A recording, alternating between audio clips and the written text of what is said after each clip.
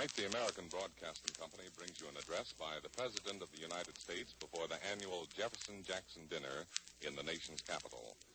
Some 5,300 guests have gathered here at the National Guard Armory to enjoy the famous $100 a plate dinner and hear addresses by prominent members of the Democratic Party. The President will be introduced by the former Secretary of the Navy, John L. Sullivan, who is chairman of the Jefferson-Jackson Dinner Committee. Mr. Sullivan.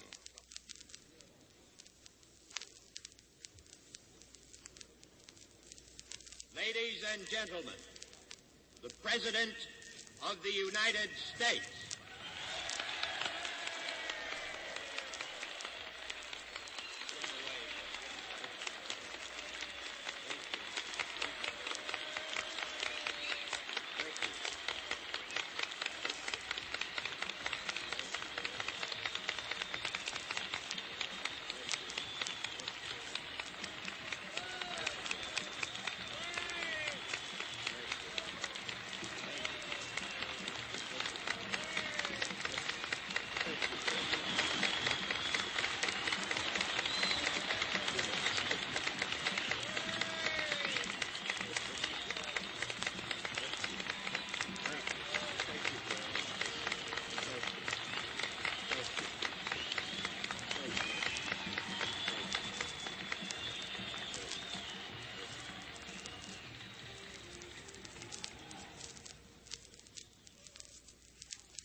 Mr. Chairman,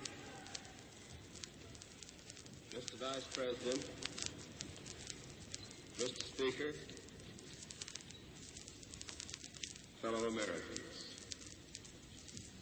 it gives a man a feeling of great humility and a feeling of great inadequacy when he hears the wonderful statements which have been made here tonight about his responsibilities and his ability. I hope I can fulfill the things that are necessary to meet those responsibilities.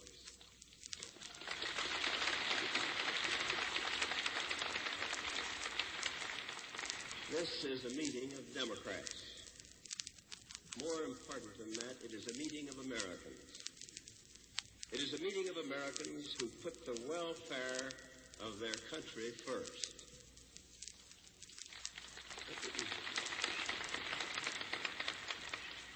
This is a time when all Americans should put their country first. This is no time for business as usual or politics as usual. There are some people, I'm sorry to say, who are playing petty politics right now.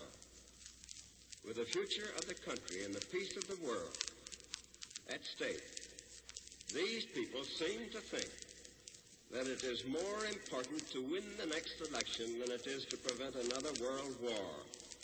I don't want any Democrats to have any such ideas.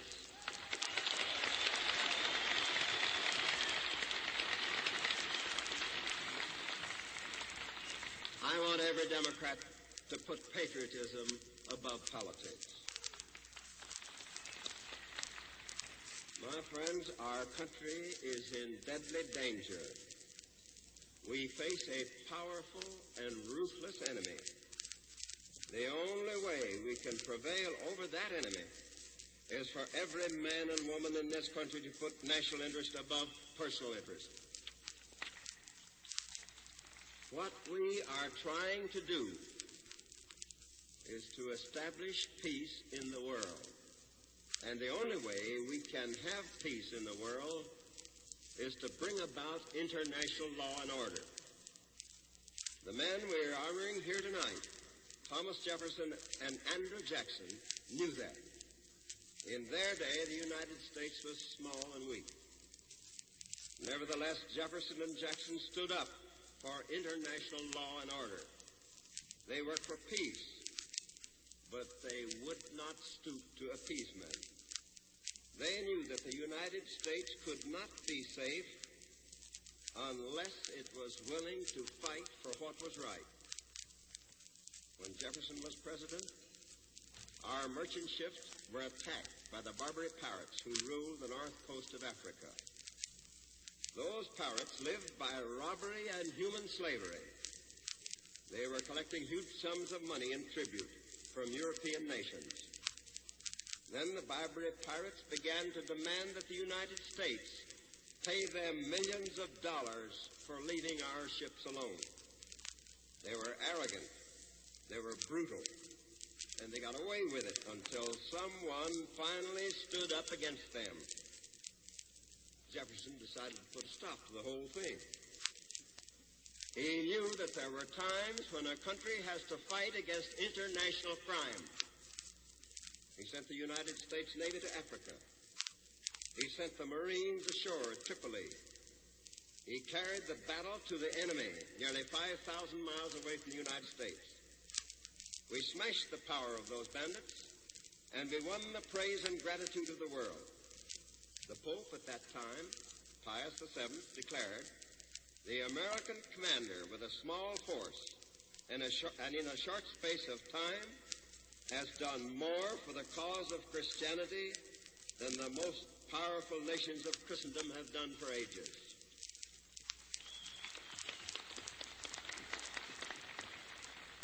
Now, Jefferson did not believe that this nation could submit to pirates, and neither do we.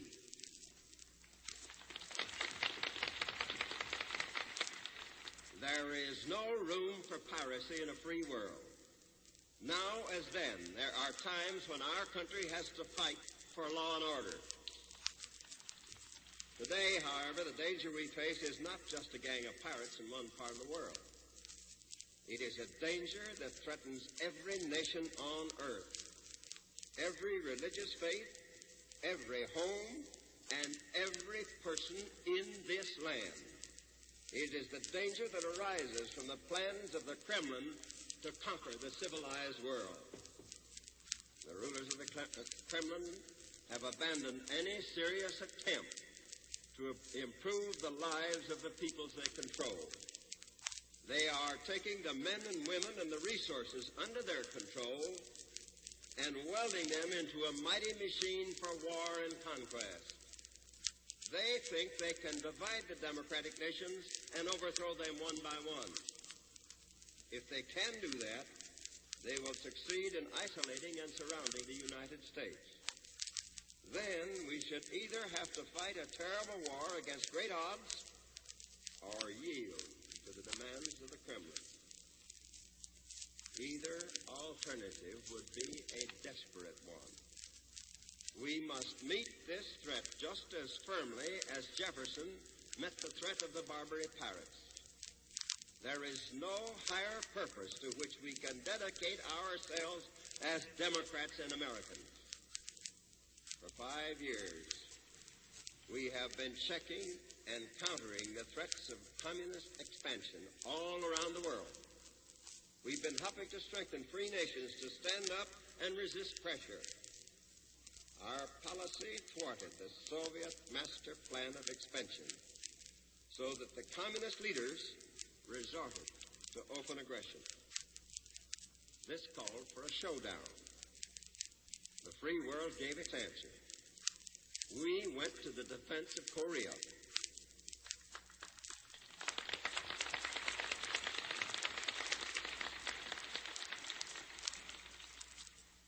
When we did that, nearly everyone in the United States approved.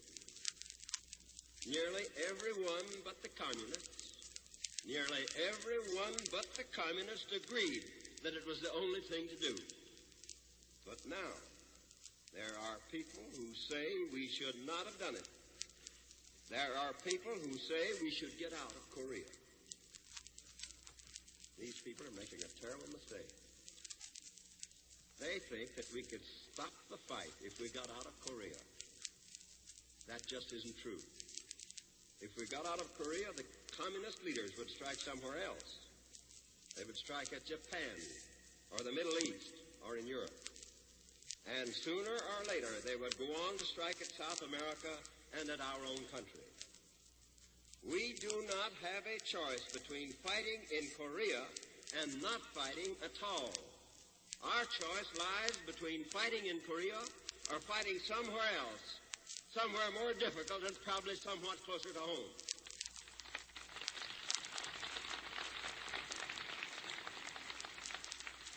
Our struggle against aggression in Korea has had profound effects. First, it is preventing our communist enemy from carrying out his plans. By fighting in Korea, we have kept the rulers of the Kremlin from conquering other countries on their list. Second, it has given the free world warning, and what is vastly more important, time to begin building up its own defenses. We fight for time. Our struggle has made it clear, not only here but abroad, that the free world must prepare to defend itself. Third, our firm stand in Korea has placed a great strain on the whole system of dictatorship. Dictators cannot survive continued reverses. Cracks are already beginning to appear in the structure of international communism. I do not want to hear anyone say that our effort in Korea has been wasted.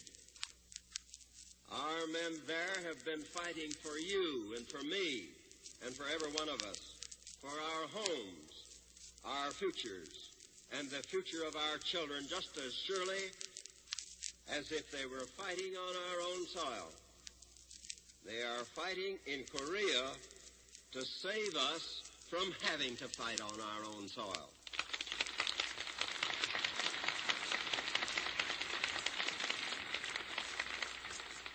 My friends, they are fighting to prevent the sacrifices and suffering of a Third World War. It is important to remember that our purpose in Korea is to stop the world war that would result if communist aggression were to go unchecked. Our purpose is to restore peace. The communist leaders have learned the lesson that aggression will not be tolerated by the free nations of the world. It should be possible to reach a peaceful settlement in Korea. But it must be settled on a basis that will protect the objectives for which the United Nations are fighting. To reach such a settlement, the Soviet and Chinese communist leaders must abandon their aggression. On that point, there can be no compromise.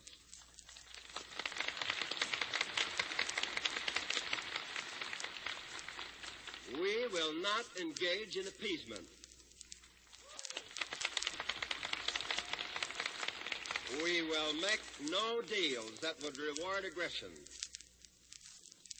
Let there be no mistake in the Kremlin. We want peace in Korea and in the rest of the world. But we will not give in to aggression.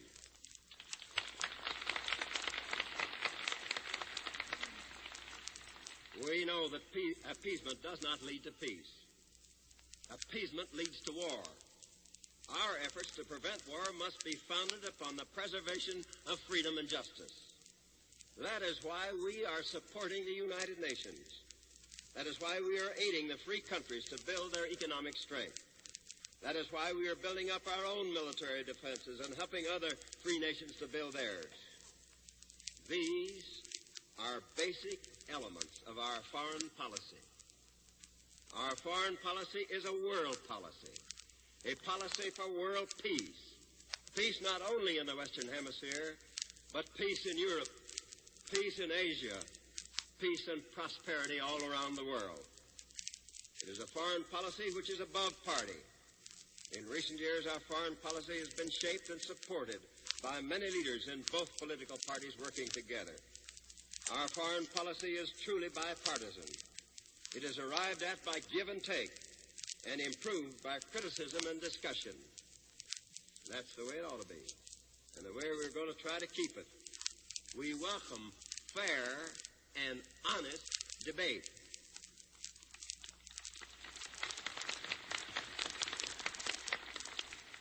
But in recent months, we've heard too much political hokum attacking the bipartisan foreign policy. The people who are making these attacks cannot agree on any foreign policy of their own. They are just against the foreign policy this country is following. They're not trying to help this country find its way in these troubled times. They are just trying to confuse us. Why? Why do they try to confuse us? I ask you again, why? Because they think if the country is confused and confused enough, they may be able to win the next election.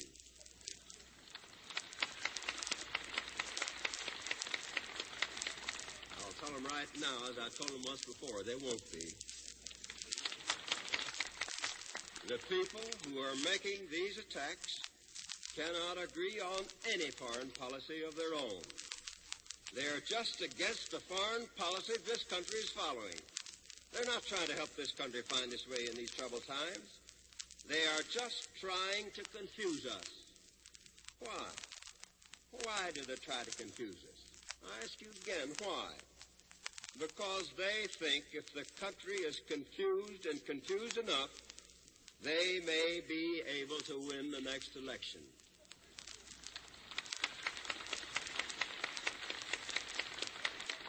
I'll tell them right now, as I told them once before, they won't be.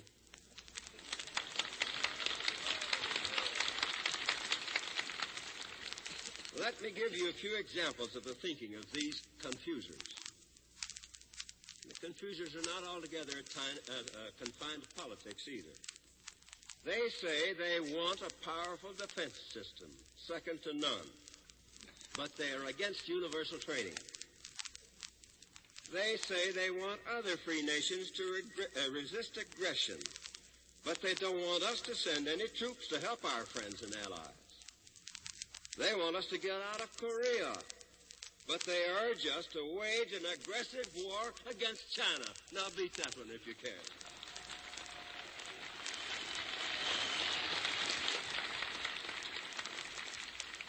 They say it will provoke Russia to attack if we send troops to Europe. But they are sure Russia won't be provoked if we carry the war to China. It has been categorically stated that Russia will not come in if we bomb Manchuria. That statement was made to me about the Chinese not coming into Korea.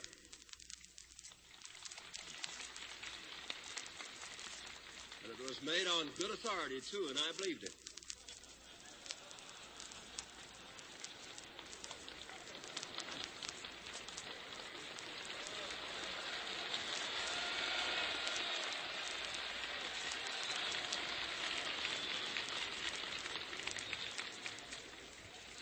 They say they want to crush communism, that they want us to draw back into our shell and let the rest of the world be overrun by the Reds.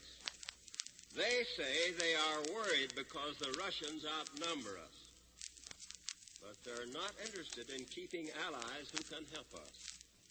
The long and short of it is, they want defenses without spending the money. They want us to wage war without an army. They want us to have victory without taking any risks. And they want us to try to run the whole world and run it without any friends.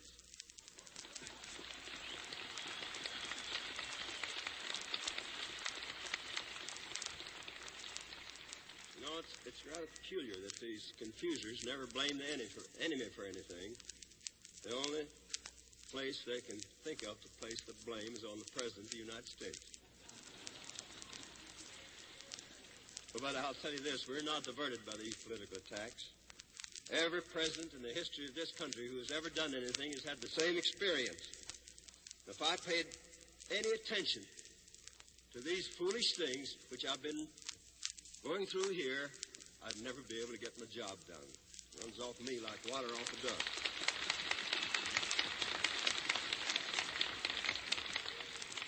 We have a big job to do here at home. Our job is to get our defense program carried out quickly and efficiently. We've made tremendous strides in building our defenses in the last few months. We have more than doubled the size of our armed forces since last June 25th. The newest types of planes and tanks are coming off the assembly lines.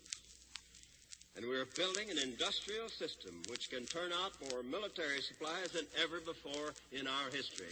And that was the greatest turnout in the history of the world. With our European partners, we are building a strong combined defense force for the North Atlantic area under the leadership of a great American, General Dwight D. Eisenhower.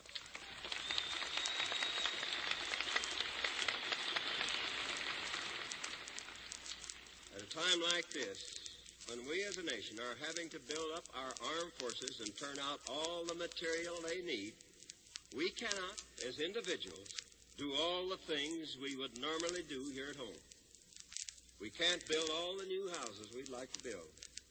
We can't buy all the new gadgets and conveniences we'd like. All of us will have to wait a while or do without many things we want. But I know all Americans will gladly sacrifice some of the material comforts of life to defend the freedoms which give us our inner strength and security. The Democratic Party has pioneered in the great advances our nation has made in providing a better life for all our people. The Democratic Party has led the way to better homes, better education, better health, and higher income. The Democratic Party has led the way to new respect for the dignity and worth of the individual. These achievements have come about because of our basic belief, the belief that every individual, every group in our nation should have a fair deal. A fair deal has been our pledge to the American people. It is still our pledge.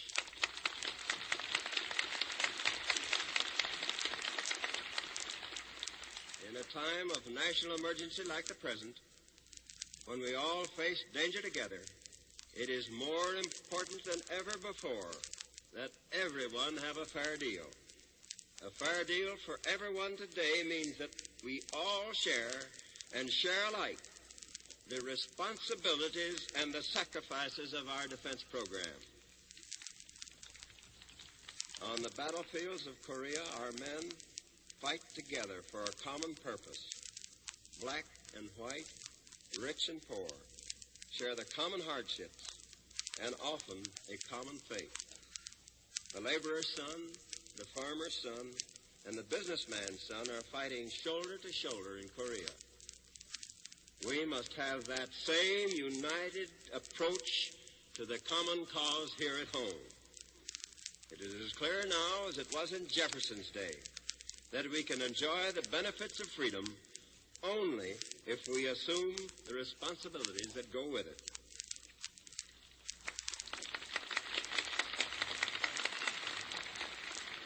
At this critical time in world history, men and women everywhere look to our nation for leadership. They know that hope for a better life, human freedom, decency, justice, religion, all these things depend upon the vigor with which we lead the free world in its fight for survival. We shall not fail them. We've known danger many times before, and we have never yielded. The ideals of Jefferson and Jackson have carried us through crises in the past. They've given us a better and a fuller life. I am confident that these same ideals will lead us to our goal of a free and peaceful world.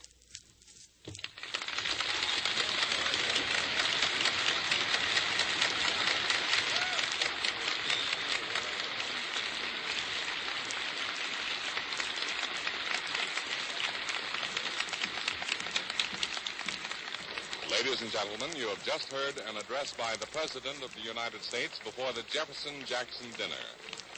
This program came to you from Washington.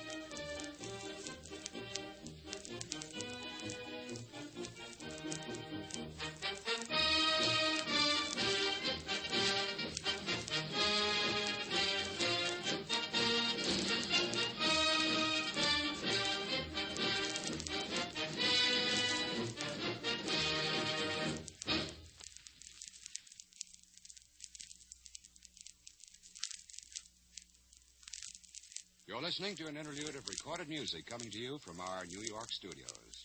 We carry on now with the Turkish Patrol.